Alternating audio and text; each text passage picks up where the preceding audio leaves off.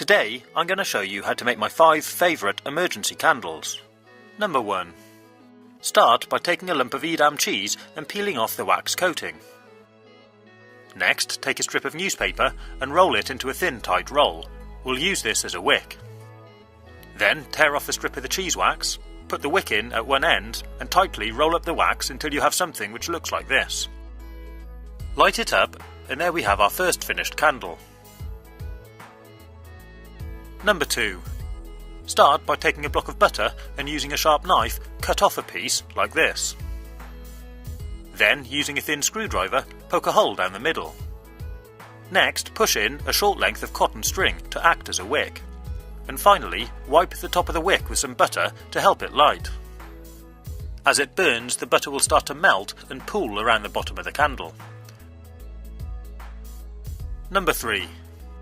Take a can of tuna in sunflower oil and using a thin screwdriver, poke a hole through the top. Be careful not to slip and don't go through the other side. Next, take a short length of cotton string and poke it through the hole and into the can. Use a pair of scissors to cut off any excess. Then, go ahead and light it up. Surprisingly, this doesn't really smell, and you can still eat the tuna once you've finished. Number 4. Take a wax colouring crayon and simply light up the end. It might take a little while to get going, but once it's started, it'll burn well. This may give off toxic fumes and should only be done outside. And finally, here's my favourite. Take an orange and using a sharp knife, carefully cut through the skin in a circle around the centre. Then gently use your thumbs to ease the peel off the fruit until you have something which looks like this.